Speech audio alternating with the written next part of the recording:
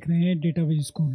आज के इस वीडियो ट्यूटोरियल में हम टैब्लू में एक टूल टिप के अंदर इमेज को इंसर्ट करना सीखेंगे, जिससे कि जब आपका यूज़र आपके विजुअलाइजेशन में किसी एक डेटा पॉइंट के ऊपर होवर करे तो टूल टिप में उसे इमेज दिखाई दे। इमेजेस एक एडिशनल विजुअल इंफॉर्मेशन देती है आपके डेटा को लेकर, जिससे कि आपका यूजर आपके विजुअलाइजेशन को आसानी से और अच्छे से समझ सके। इसलिए टूल टिप के अंदर इमेज को इंसर्ट करना बहुत ही अच्छा और एक इंटरेस्टिंग तरीका है अपने यूजर को डेटा समझाने का। इससे आपके यूजर की एंगेजमेंट भी आपकी विजुअलाइजेशन के साथ बढ़ जाती है। टूल टिप के अंदर इमेज को इंसर्ट करना बहुत ही आसान है। इसमें हमें कोई रॉकेट साइंस लगाने की जरूरत नहीं पड़ती है। आपको सिर्फ कुछ बेसिक चीजों को ध्यान रखना होता है, जिससे कि आप इजीली टूल टिप के अंदर इमेज को इंसर्ट कर पाते हो। तो चलिए अब इसे सीखना स्टार्ट करते हैं। यहाँ टेबलू में मैंने सैंपल सुपर स्टोर के डेटा को कनेक्ट कर लिया है। इस डेटा का लिंक आपको नीचे डिस्क्रिप्शन एरिया में डाउनलोड के लिए मिल जाएगा, जिसे आप डाउनलोड करके साथ के साथ प्रैक्टिस कर सकते हैं। सबसे पहले मैं आपको डेटा दिखा देता हूं कि हमारे डेटा में कौन कौन से फील्ड हैं। उसके लिए आपको यहाँ डेटा सोर्स में आना होगा।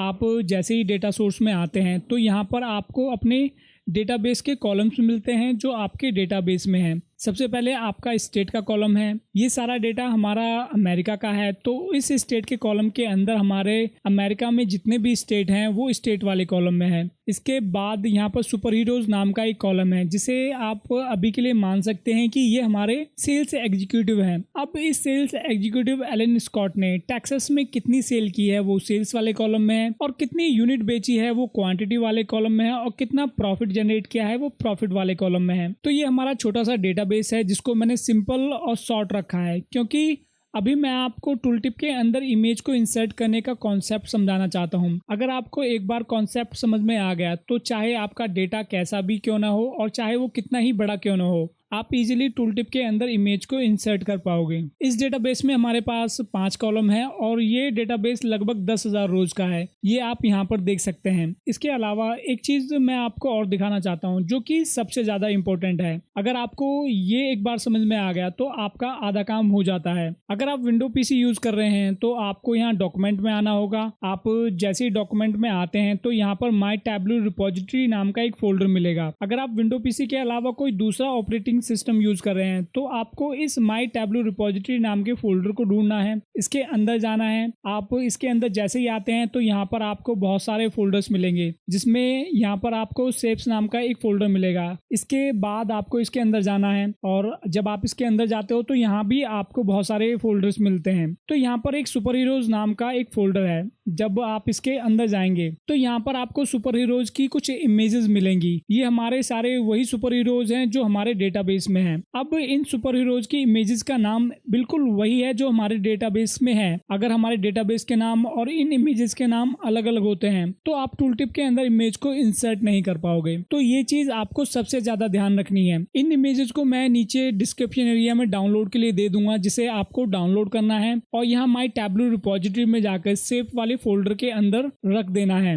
फिर इसके बाद अगर आपने टैब्लू को खोला हुआ है तो आपको उसको एक बार बंद करना पड़ेगा। जब आप उसे दोबारा खोलते हैं तो ये सारी इमेजेस टैब्लू में लोड हो जाती हैं। तो इस चीज को आपको सबसे ज्यादा ध्यान रखना है। तो चलिए अब अपनी टैब्लू वर्कबुक में चलते हैं। इस टैब्लू वर्कबुक में सबसे पहले सेल्स बाय स्टेट की एक सीट है, जिसमें हम देखेंगे कि हर एक स्टेट में कितनी सेल्स हुई है वो हम मैप में देखेंगे। टैब्लू में मैप वाली विजुअलाइजेशन बनाना बहुत ही आसान है। आपको सिर्फ अपने जियोग्राफिक फील्ड पर डबल क्लिक करना होता है और आपका मैप बनकर तैयार हो जाता है। लेकिन अभी यहाँ पर हमारा 49 अननाउन का एरर आ रहा है। हमें इसे करेक्ट करना होगा। करेक्ट करने के लिए आप इस पर क्लिक करें तो यहाँ पर ये एक छोटी सी विंडो खुलकर आती है, जिसमें आपको एडिट लोकेशन में जाना है। मैंने आपको पहले ही बताया था कि ये सारा डेटा हमारा यूनाइटेड स्टेट का है। तो यहाँ से आपको कंट्री और रीजन में इंडिया के बजाय यूनाइटेड स्टेट को सिलेक्ट करना होगा। आप जैसे ही यूनाइटेड स्टेट को सिलेक्ट करते हैं, इसके बाद ओके बटन पर क्लिक करते हैं तो ये आपका एरर हट जाता है। इसके बाद आपको यहाँ पर ऑटोमेटिक के बजाय फील्ड मैप को सिलेक्ट कर लेना है। अब अगर आपको इस मैप में सेल्स को देखना है तो आपको सेल्स को उठाना है और यहाँ कलर में ड्रॉप कर देना है। तो यहाँ पर इस मैप में आप देख सकते हैं कि जहाँ पर ज़्यादा सेल्स हुई है वो डार्क ब्लू से हाईलाइटेड है, और जैसे जैसे सेल्स कम होती गई है डार्क ब्लू लाइट ब्लू होता गया है। अब इस मैप में अगर आपको ये देखना है कि ये कौन सा स्टेट है और उसमें कितनी सेल्स हुई है, तो उसके लिए आपको स्टेट को उठाना है और यहाँ लेबल में ड्रॉप कर देना है, तो आपके स्टेट का नाम विजिबल हो जाएगा। इसी तरीके से अगर आपको सेल्स को देखना है तो सेल्स को भी उठाकर यहाँ लेबल में ड्रॉप कर देना है। अब अगर आपको इसको थोड़ा सा फॉर्मेट करना है तो आपको लेबल्स में जाना है और यहाँ 3 डॉट पर क्लिक करना है। तो यहाँ से आप अपने फ़ॉन्ट और फ़ॉन्ट का साइज चेंज कर सकते हैं। तो यहाँ इस ड्रॉप डाउन पर सिलेक्ट करना है, आप अपनी मर्जी से कोई भी फ़ॉन्ट सेलेक्ट कर सकते हैं। मैं ये वाला फ़ॉन्ट सेलेक्ट कर लेता हूँ। इसके बाद मैं फ़ॉन्ट का साइज़ 8 कर लेता हूँ और जैसे आप अप्लाई करते हैं तो यहाँ पर आपका लेबल्स थोड़े से फॉर्मेट हो जाते हैं। तो अब आपकी ये विजुअलाइजेशन तैयार हो चुकी है। अब हम अपनी दूसरी विजुअलाइजेशन में चलते हैं। अब इस विजुअलाइजेशन में हमारे जितने भी सुपर हीरोज यानी कि सेल्स एग्जीक्यूटिव हैं उनका नाम यहाँ पर लेके आएंगे। तो ये बहुत ही आसान है। उसके लिए आपको सुपर हीरोज के नाम को सिलेक्ट करना है और यहाँ टेक्स्ट में ड्रॉप कर देना है। इसके बाद यहाँ पर आप स्टैंडर्ड के बजाय एंटायर व्यू सिलेक्ट कर लें। अब इसको थोड़ा सा फॉर्मेट कर लेते हैं। उसके लिए आप कहीं भी राइट क्लिक करें और फॉर्मेट में जाएं। यहाँ से आप अपने फ़ॉन्ट और फ़ॉन्ट का कलर चेंज कर सकते हैं। तो यहाँ पर मैं ये वाला फ़ॉन्ट सेलेक्ट कर लेता हूँ और फ़ॉन्ट का कलर प्योर ब्लैक सेलेक्ट कर लेते हैं और फ़ॉन्ट का साइज़ 8 और इसको थोड़ा सा बोल्ड कर लेते हैं। इसके बाद